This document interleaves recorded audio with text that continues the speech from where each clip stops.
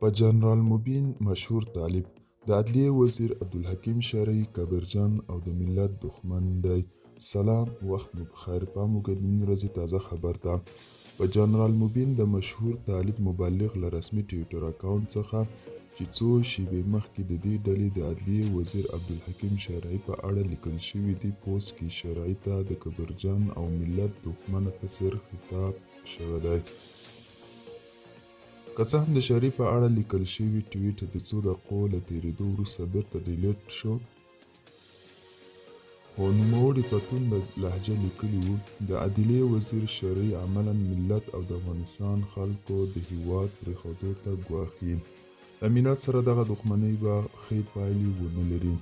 یو ځل بیا غږ کوم که چیرې دغسې کبرجنو او له اسلامي اخلاقو څخه د لرې اشخاصو مخه ونه نیول شي، طالب به بلې دښمنۍ ته اړتیا ونه لري او دوی به فعلي حکومت پر وړاندې مختلف جبهات پرانیزي.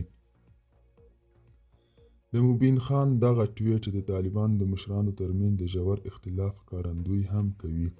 څه موده وړاندې د طالبانو د عدلیې وزیر عبدالحکیم شرعي د حزب اسلام د مشر ګلبدین حکمتیار پر کور چاپه ووهله او هغه یې له کوره وویست، خو وروسته بیا ګلبدین حکمتیار زوی حبیب الرحمن حکمتیار وویل چې د طالبانو دفاع وزیر او نور مشران یې د شرعي له دغه کاره راضي نه وو.